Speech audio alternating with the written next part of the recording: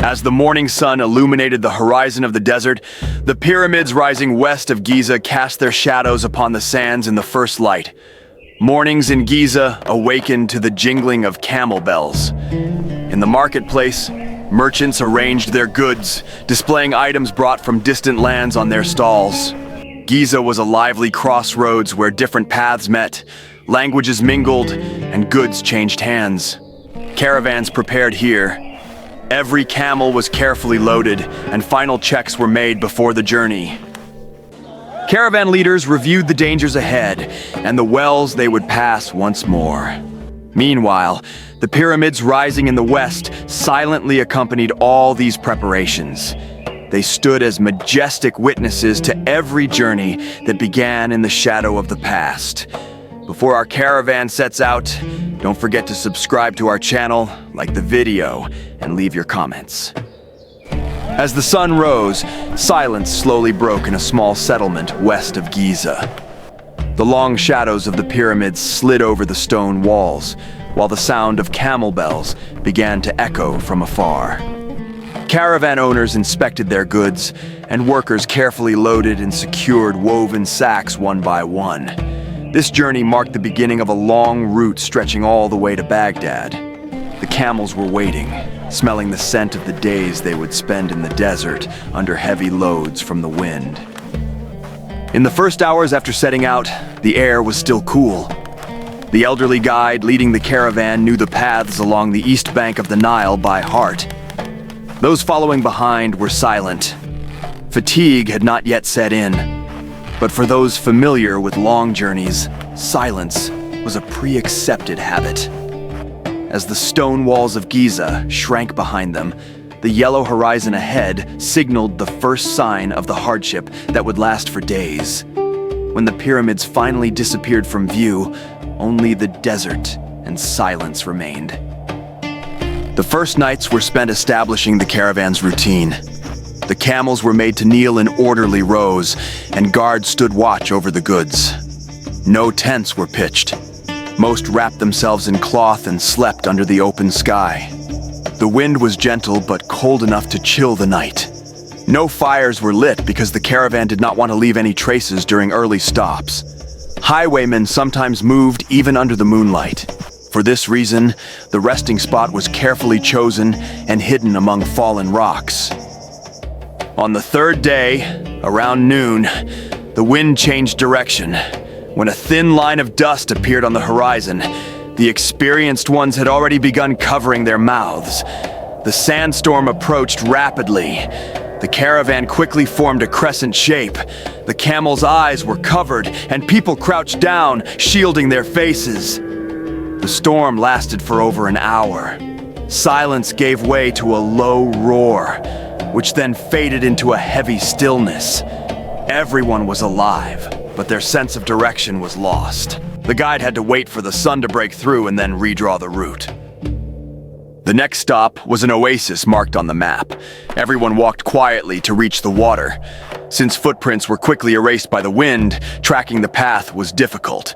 But the guide was accustomed to navigating by the night sky. The oasis they reached at the end of the day was little more than a small pool of water. Yet, it was enough. Water skins were refilled, and animals were given limited amounts to drink. Some goods had become covered in sand and needed cleaning again. With each stop, the caravan grew more worn. At night, brief conversations began around the campfire. When one of the young men asked what he would buy once they reached Baghdad, no one answered. This journey was more about endurance than the outcome. Some were on the road simply to make a living, while others wanted to distance themselves from what they had left behind. This diversity was one of the fundamental bonds that kept the caravan together. People walked in the same direction for different reasons, and this shared purpose slowly strengthened the trust between them. One morning, a camel was missing during the head count. The animal had broken its chain during the night and wandered off. There was no time to search for it. Every delay disrupted the calculations for water and food. The caravan had to move on. With one camel missing, some of the goods were redistributed. This caused some loads to be carried less securely. If this balance was upset further along the journey, valuable items could be damaged. Every loss began to strain another link in the chain. The greatest threat on desert roads came from organized armed bands. These groups knew the wealthy trade routes well and watched the points where caravans would pass in advance. By day, they disguised themselves as travelers, then struck under the cover of night's silence. Some controlled local wells and demanded heavy tolls in exchange for water. These groups along the trade routes sometimes cooperated with local tribes and at other times clashed with them. For this reason, caravans avoided traveling alone and moved with large armed companions. In the desert, what was lost wasn't just goods, but lives as well. One night, a beam of light was spotted in the distance. It could have been another caravan's campfire, but its direction had changed.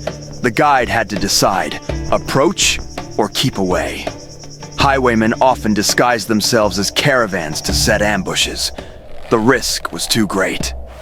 The caravan continued moving through the night. It was a tiring but safe decision. Between silence and sleeplessness, walking at night made time feel different in the desert. Shadows moving under the moonlight were as silent as stone. In the second week of the journey, a familiar structure appeared on the horizon. Rising beyond the sand dunes, stone walls marked the entrance to a bustling caravanserai. Upon entering the courtyard, activity was immediately noticeable. Camels were being watered, servants carried loads, and merchants sat in the shade bargaining. The scent of freshly baked bread from the oven filled the air, while a traveling storyteller recited tales to a gathering crowd in one corner. This stop offered a few hours of rest and communication in the middle of the desert journey. It was a brief but precious pause for everyone.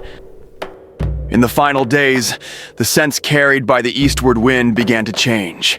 The smell of earth started to replace the scent of sand. Occasionally, palm trees appeared on the horizon. This was a sign they were approaching the Tigris River. Areas near water were livelier. Small villages and temporary nomad tents began to appear in the last stretch of the journey.